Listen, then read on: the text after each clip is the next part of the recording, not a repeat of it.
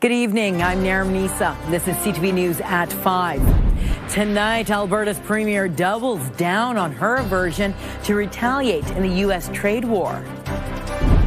Plus, with the province threatening to interject on bike lanes, there's a swell of support for them at City Hall. And why some are upset about the proposed home for a historic U of A pipe organ. CTV Edmonton, local breaking news with Nariman Isa. As Canada finds itself in an escalating trade war with the United States, there is growing pressure from some premiers to put every option on the table. Alberta Premier Danielle Smith maintains using oil and gas as a bargaining chip would be a disastrous decision. CTV's Connor Hogg joins us now. And Connor, what is Alberta's plan to react to the latest round of Trump tariffs? Nariman, Alberta is not introducing any new retaliatory tariffs or levies on American products. Premier Danielle Smith says she's convening a committee of provincial ministers to decide what steps Alberta should take next. Smith says while there is no excuse for the United States' current behavior, retaliatory decisions must be made with the future relationship with the U.S. in mind. Smith's comments come as Saskatchewan Premier Scott Moe announced earlier today that his province will add a 50% tariff to American booze, matching the one applied by the U.S. Smith says while her ministerial committee will take ideas from other provinces, she still hopes Alberta won't have to take further trade action. I guess my hope is that there's going to be a reversal of the actions that have been taken so far on the part of the United States so that we can get back to the table to negotiate an agreement. I think we're seeing voices on all sides saying that this is not good for businesses, it's not good for consumers. So I still hold out some hope that before our tariffs get implemented on September the 8th, it gives a window for Prime Minister Mark Carney and the U.S. President to get together and talk and hopefully get these discussions back on track. Smith's meeting tomorrow will be with ministers who represent affected industries. She says she'll float the idea of Alberta taking action before the U.S. midterms in November. Smith says Alberta is establishing a new business advisory committee and an online portal for small business owners to provide feedback on tariffs. NDP leader Naheed Nenshi is calling on Smith's government to ban American alcohol and cancel the upcoming referendum. Nariman? All right, thank you. That's Connor Hogg reporting live for us tonight. One local boutique in Edmonton has had to make some tough decisions about what it carries due to U.S. tariffs. The Bamboo Ballroom near White Avenue sells both Canadian and American clothing brands. The assistant manager says they've dropped several brands from their racks to avoid paying more. She says they're now prioritizing Canadian products. It costs too much with import and tax fees, which means we would have to raise the prices in store, which either works for us or it doesn't. But then again, it's unfair to the customer, and that's what we don't want. We have a very good following and relationship with our customers, and we plan to keep it that way. The boutique says it's constantly looking for ways to pivot as the trade war continues. A swell of support for bike lanes at City Hall today. A few dozen people showed up to tell councillors they do not want projects to pause in anticipation of provincial legislation this fall. CTV's Jeremy Thompson reports. Helmets clutter council chambers as the city manager kicks off a conversation about bike lanes with an apology. I wanted to apologize to committee as well and the public for the confusion this item may have caused. City staff are recommending some bike lane projects be paused if they conflict with driving or parking lanes. Nothing is being cancelled, but we are evaluating our options, considering the trade-offs and design alternatives. The clarification didn't stop dozens of Edmontonians from laying into the proposal, which anticipates punitive provincial legislation on bike lanes this fall. We are here to ask you not to obey in advance. Trade-offs just are necessary if we want to change people's behavior. When I bike on the roads, as I am legally required to do, I'm yelled at, sworn at, honked at, and bullied into the ditch. What we need is a place on the street where cyclists belong. We voted for the municipal government, and we have elected 3 consecutive municipal governments on pro-bike lane mandates. Since the bike lane plan was approved approved 4 years ago, the city has built 40 kilometers of new bike lanes and shared paths. The proposed pause would impact another 20 kilometers. A handful of public speakers asked councillors to consider the overall pace of change in areas like Holyrood. We are becoming the center of infill, of large capacity, high density infrastructure, of an LRT that's impacted our neighborhood, and now a bike lane that's going to have a dominating effect. Mayor Andrew Knack wants to move ahead with the bike plan. He says the provincial attention on bike lanes amounts to an unhelpful culture war. I'm really confused why this seems to be the focus of the transportation minister at a time where more people are dying on our streets. Speeds are much higher than they've ever been before. In a statement to CTV News, Minister Devin Dreeshen says Albertans elected us to make decisions that put their safety and quality of life first, and that's exactly what we will continue to do. Jeremy Thompson, CTV News, Edmonton. Late this afternoon, councillors voted against pausing future bike lane projects. Moving forward, city planners will still have the discretion to adjust aspects of the new lanes, like which side of the road they are built on. Well, the city says it will start rebuilding 137th Avenue over Horseshoe Creek the first week of September. The road and nearby pedestrian bridge were closed in June after heavy rainfall caused significant erosion, making it unsafe. The city says it needs to install a new culvert, stabilize the creek slopes, and rebuild the road and shared paths. This is all weather permitting. The city says the work is expected to take 9 weeks to complete. The Edmonton Public School Board says it's trying to make the move as easy as possible for Killarney's grade 8 students. A section of the north side school's roof was torn off during one of July's strong storms. Several classrooms flooded. About 200 grade 8 students will start the school year at Hardesty School in the Fulton Place neighborhood. The division says they are operating this as a school within a school. Grade 8 teachers from Killarney will also be moving with the students. Edmonton Public says there will be some work done while the grade 7s and 9s are there, and disruption should be minimal. The major repairs are done at Killarney, and so those spaces are ready for teaching and learning. There may be implications on some programming. Killarney staff will work with parents to let them know if there's some shifts or changes to programming for the fall or for the year for the 7s and 9s, but we are proceeding with some repairs while the students are there, and of course that's a safe environment for all of our kids that are staying at Killarney. Buses will be provided from Killarney to Hardesty for the grade 8s. The division hopes to have students back in their home classrooms after the winter break. A Cassavant organ, which has been played for decades at the U of A, will be moved to a new home in southern Alberta. The decision to dismantle it and move it has been met with backlash. CTV's Curtis Goodrum has more on where it's going and how the music community feels.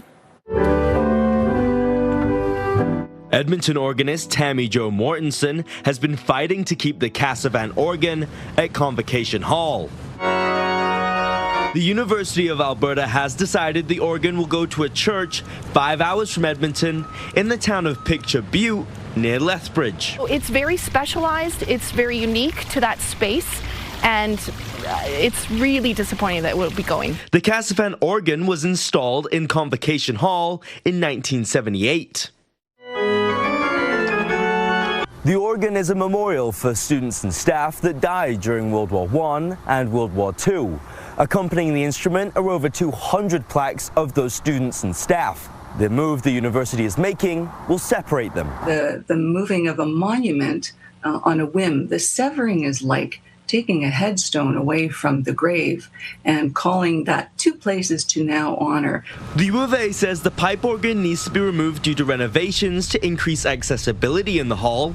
The former U of A student says that doesn't make sense. And they're dismantling it for access to 20 reupholstered seats. The church where the organ is being moved still needs to be built.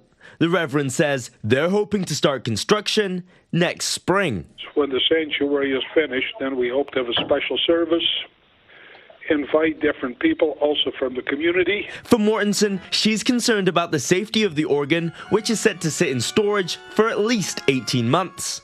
This is a $3 million asset that they've basically sold for $1 and a handshake. Mortensen and the others hope when the project is complete, it will be a space accessible for all people to enjoy. Curtis Goodrum, CTV News, Edmonton.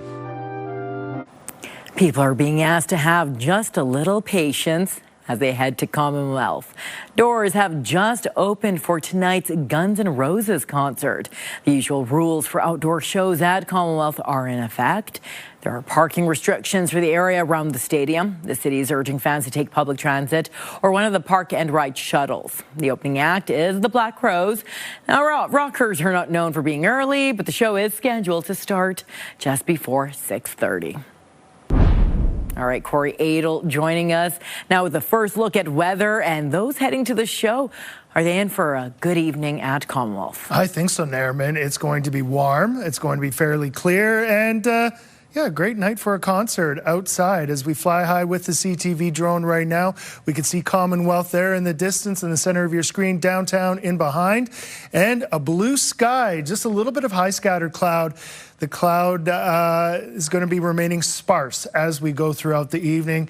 It's going to be a very, very nice night for either going to a concert or spending time outside, any sort of activities. Just try to stay cool. And maybe the heat has been keeping some of the mosquitoes away as well. Let's take a look at our almanac for today. Our high, we're hoping for 30. We made it up to 29.4. Doubt we'll gain past that anymore at this point in the day, but warming up considerably. Average seasonal high for today is 23. Record value 32, and just slighted that by a point of a degree. Last year we were at 32. Current temperatures right now, 27 in Stony Plain, 28 at the airport, 27 Elk Island, and 29 at the Blatchford station. A little bit of a humidity factor out there. It's feeling a little bit warmer, adding anywhere from about 3 to 4 degrees to account for the humidity. So feeling a little bit warmer than the actual temperature. So we added a 29 for today, 13 days above average seasonal high for the month. And as we take a look at the forecast for tonight, mostly clear, wind light. Tomorrow, 17 to start, 30 for a high for tomorrow, and a little bit breezy. And then temperatures fall off after that. I'll talk more about that next time we chat weather. Nairman. Thank you, Corey. Well, coming up next, Help Wanted, getting training on track to help a skilled labor shortage in Alberta. We really want to make sure that we're addressing those skilled labor shortages now. Programming brought to you by James H. Brown Injury Lawyers, the heavy hitters of injury law. You're watching CTV News at 5. With major projects on the way, polytechnics across the province are rushing to fill skilled labor shortages. At the Northern Alberta Institute of Technology, ground will soon be broken on a new skilled trades facility. Grand Prairie's Northwestern Polytechnic opened a new skilled trades training centre today. A provincial labour outlook states trades, transport and equipment operators were projected to see the worst shortages this year. The Nate School of Construction dean says retiring baby boomers are contributing to the issue. In response, post-secondaries are increasing capacity.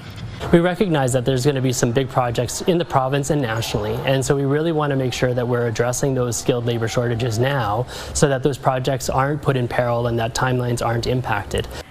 The Nate Skilled Trade Centre is set to open in 2030, welcoming 15,000 new students.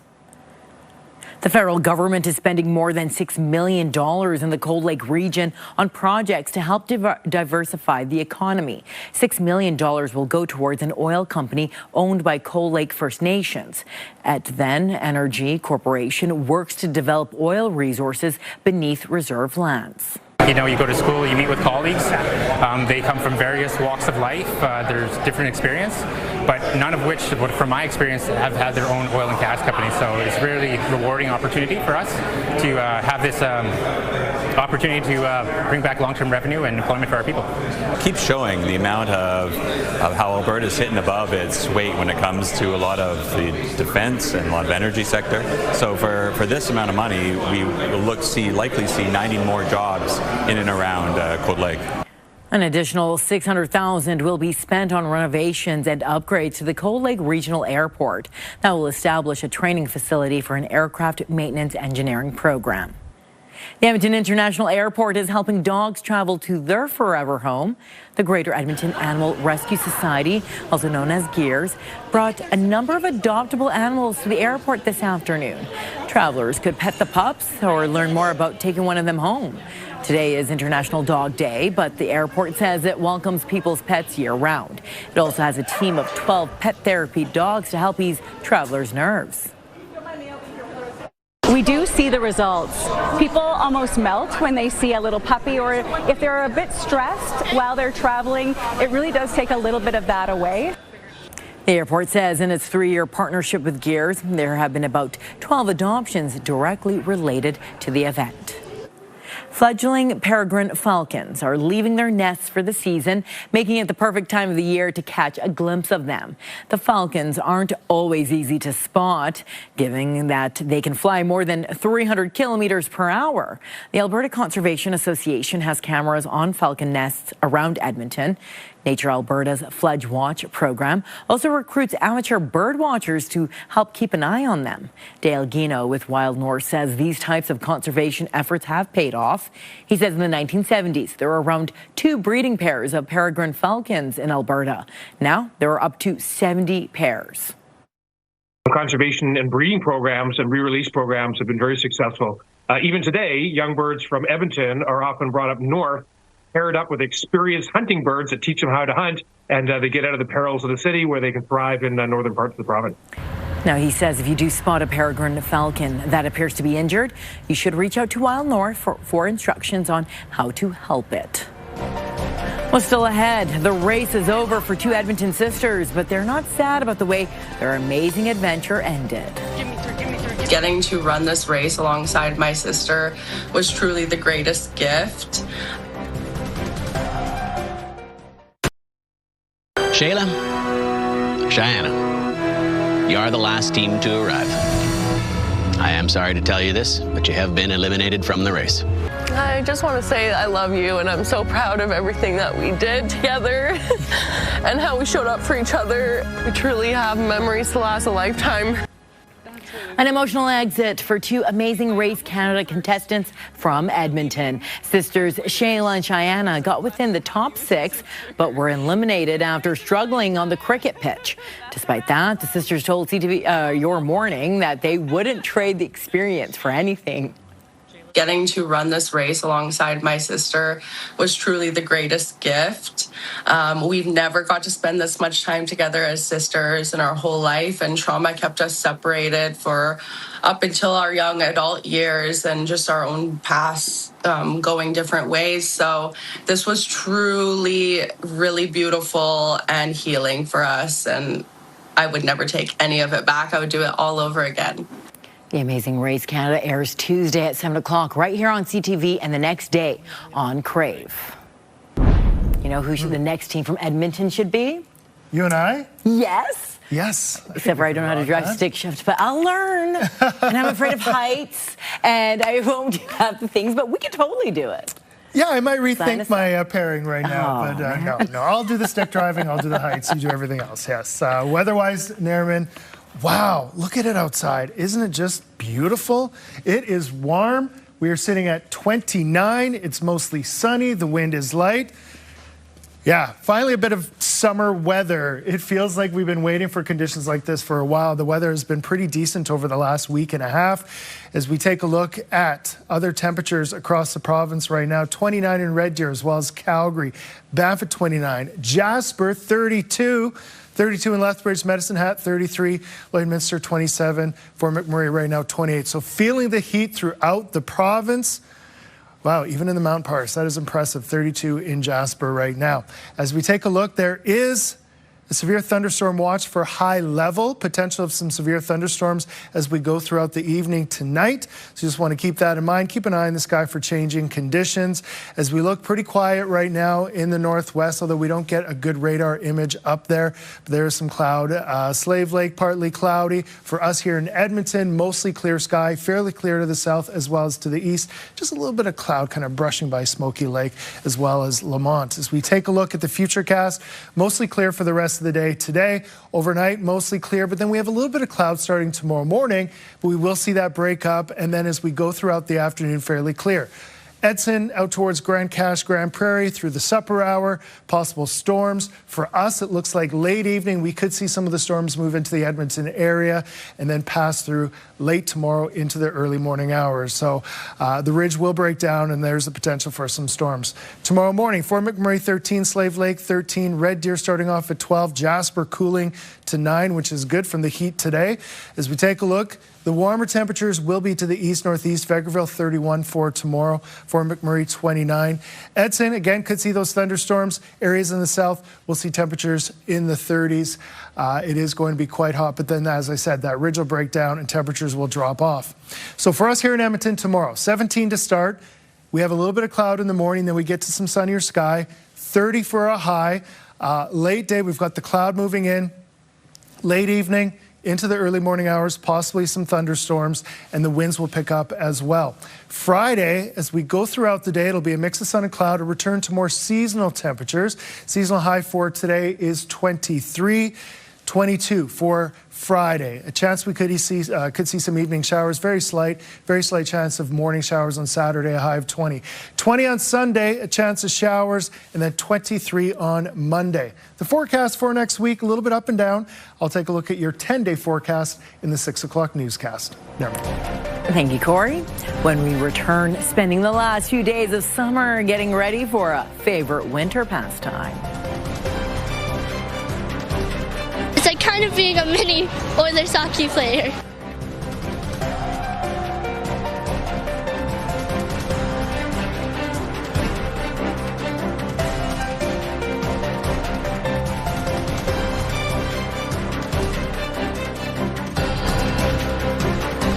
CTV News at 5 continues.